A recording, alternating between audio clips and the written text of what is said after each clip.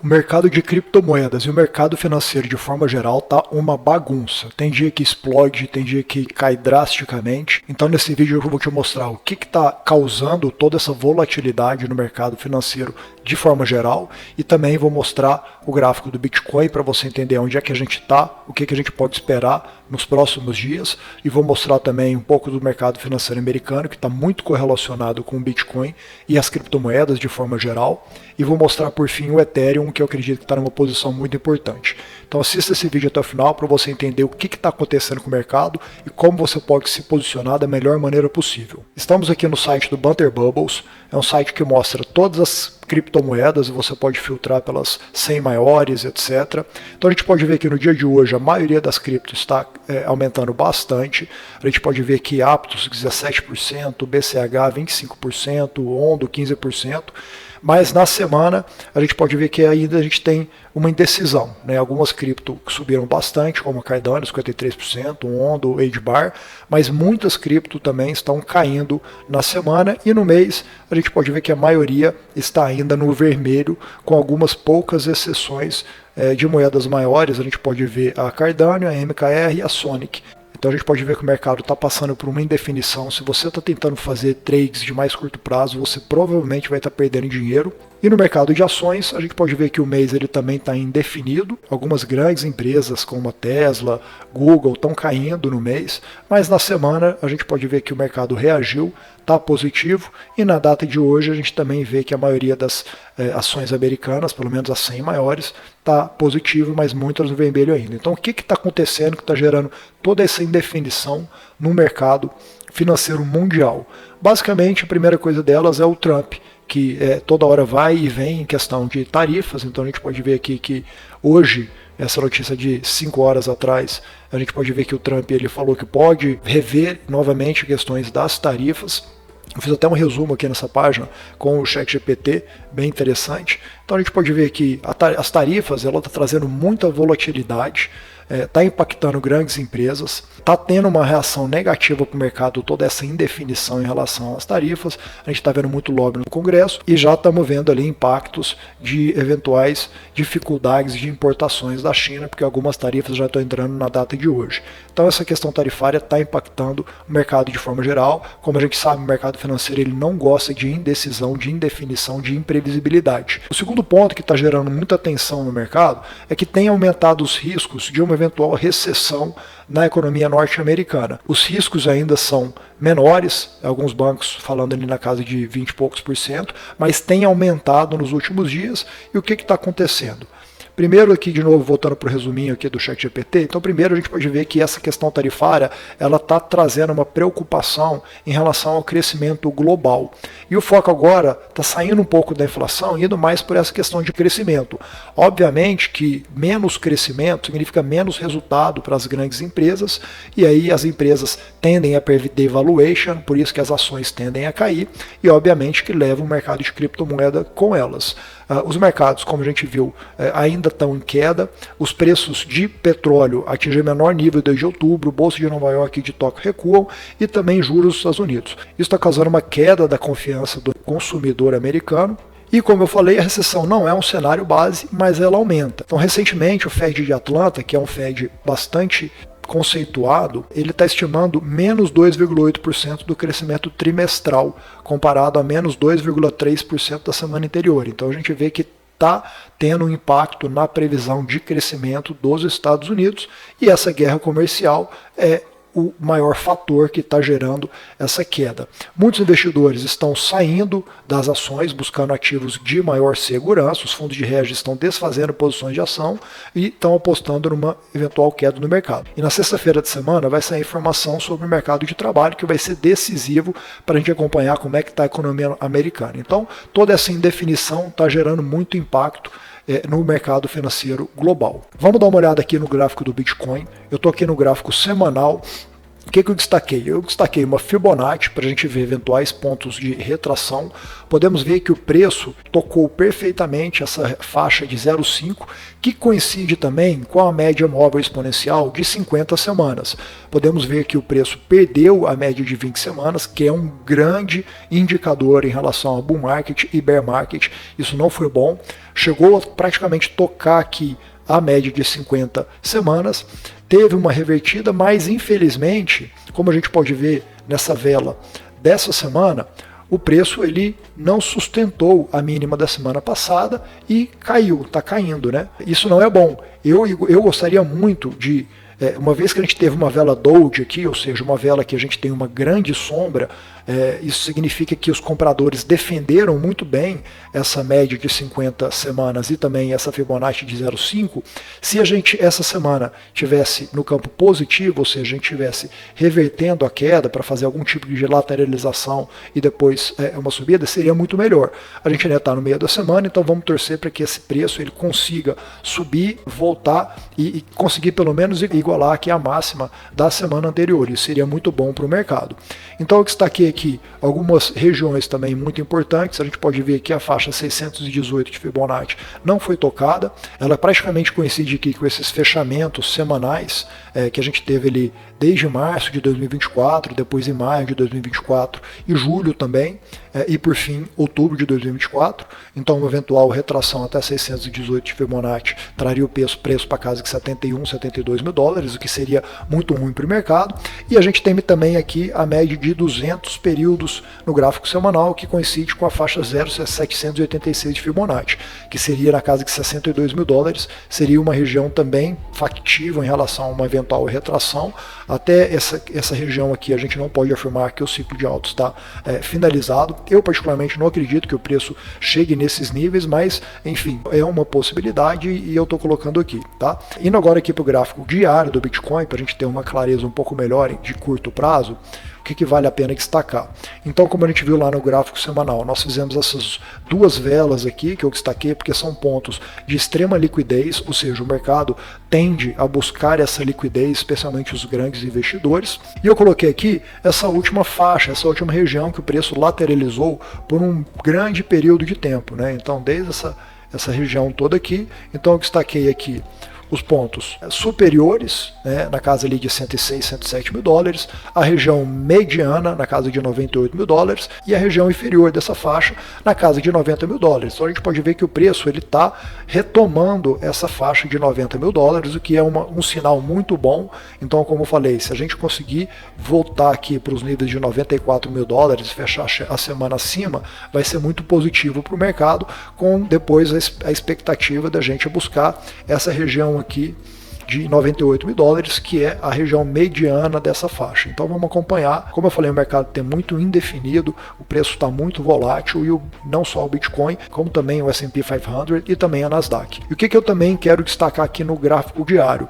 Teve um acontecimento que foi muito importante, que a gente buscou aqui esse Fair Value Gap. Então, para quem não sabe, Fair Value Gap são regiões em que o preço tende a buscar, existe um desequilíbrio no mercado nessa região, e a gente pode ver que essa vela que a gente teve aqui, ela tocou perfeitamente a região mediana do Fair Value Gap. Então isso foi muito bom, o mercado buscou grande parte da liquidez que havia aqui, mas também eu quero destacar que a gente tem um outro Fair Value Gap aqui na casa de 72 mil dólares que não foi tocado, tá? Então também é uma região de liquidez em que eventualmente o preço pode buscar, que coincide aqui com essa marcação em que a gente tinha uma resistência que agora virou um suporte, e a gente pode ver que o preço tocou várias vezes essa região aqui.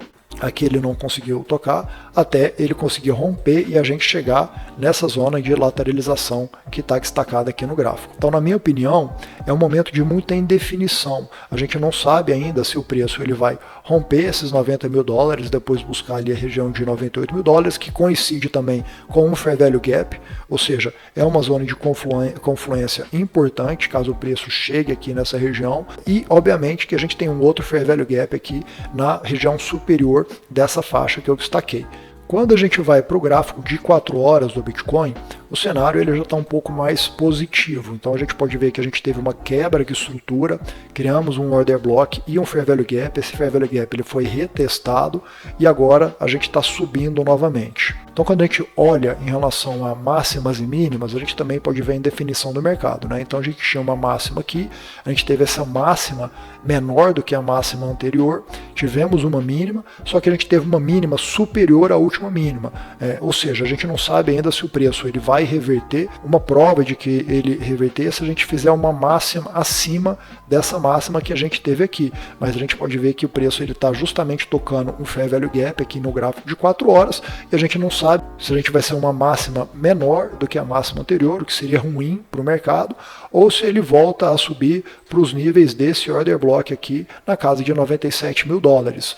Caso o preço chegue nesse order block, a gente tem que aguardar para ver se vai ser mais uma vez um reteste para cair, como aconteceu justamente aqui no dia 25 de março, ou se o preço eventualmente consegue romper esse order block para fazer algum tipo de máxima acima dessa máxima, voltar a cair para depois buscar as máximas históricas novamente. Então é um momento de indefinição no mercado. Se você não está posicionado no mercado, a minha opinião é que você deve aguardar um pouco mais para ver qual que vai ser a definição do mercado nos próximos dias, a não ser que você seja um trader muito experiente e procure fazer operações de day trade, que está muito difícil. Só quem é muito experiente que está conseguindo fazer operações de day trades e efetivamente ganhar dinheiro. E aqui a gente está no gráfico do diário do S&P 500, das 500 maiores empresas do mercado americano. Eu coloquei aqui as médias exponenciais, podemos ver que o preço tocou aqui quase que perfeitamente a média de 200 períodos, que historicamente tem sido uma grande região de suporte para o preço, tocou aqui novamente, aqui fez um desvio e tocou, então desde outubro de 2023 a média de 200 períodos não foi rompida.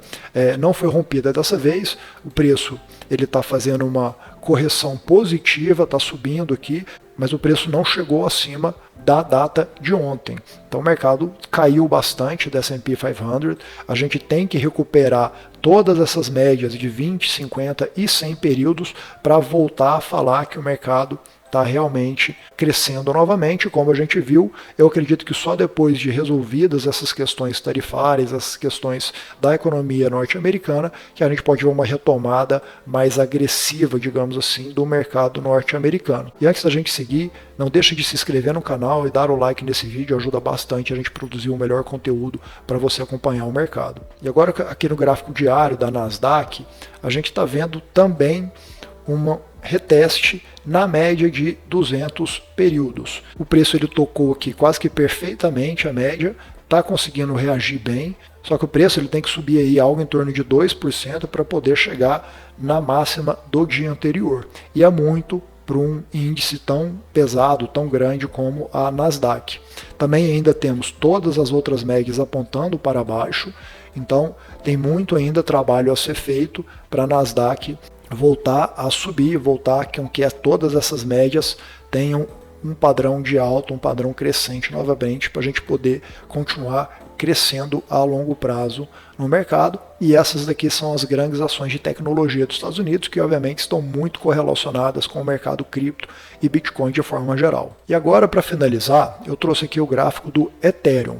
O Ethereum, a longo prazo, eu entendo que está numa região muito interessante de acumulação. Quando a gente traça todas essas faixas de suporte e resistência através de uma ferramenta que eu utilizo bastante, que chama Gunbox, basicamente ela traça suportes e resistência de forma um pouco mais automática, mais objetiva, digamos assim, porque traçar linhas de suporte e resistência é muito subjetivo. Então, dependendo do gráfico, dependendo do ativo, eu gosto de utilizar Gunbox, tem aí no seu TradingView, se você quiser dar uma conferida, estuda, porque é interessante. Então, quando a gente traça aqui a Gunbox dessa faixa menor, na casa desses 2.200 dólares que a gente está agora, a gente pode ver que o preço fez vários retestes desde novembro de 2023. Então, 1, 2, 3, 4, 5, 6, 7 e agora 8 vezes que o preço retestou essa mínima aqui.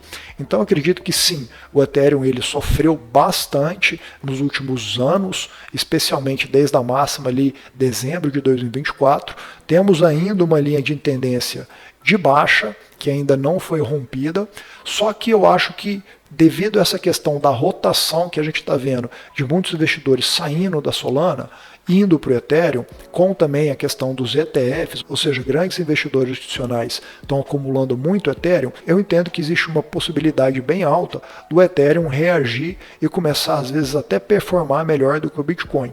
Independente disso, a gente sabe que a gente ainda está na Bitcoin Season, ou seja, o Bitcoin ainda está tendo um desempenho muito maior do que a maioria das altcoins. E o Ethereum é a segunda maior criptomoeda, é a maior altcoin, então eu acredito que por questões de diversificação e também porque se você, como eu, acredita que esse ciclo de alta não acabou, que a gente está numa fase de correção para depois vermos altas maiores, então o Ethereum ele tende a performar melhor do que o Bitcoin.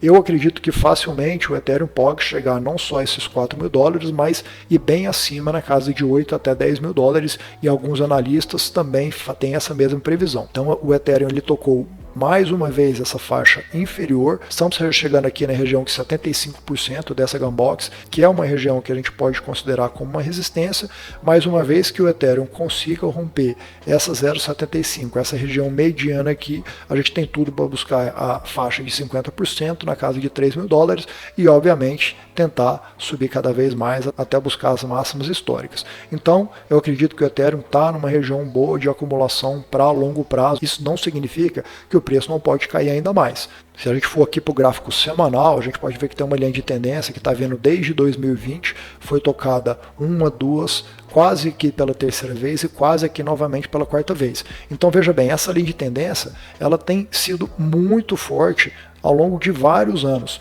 E eventualmente tocar novamente essa linha de tendência, a gente está falando de uma queda de 8%, ao passo que se você colocar aqui um eventual trade até a mínima dessa zona de tendência, então vamos colocar aqui 13% de baixa, mas se você acredita que o Ethereum pode buscar essas máximas aqui de 4 mil, não estou nem falando as máximas históricas na casa de 5 mil dólares, é uma relação risco-retorno de quase 6.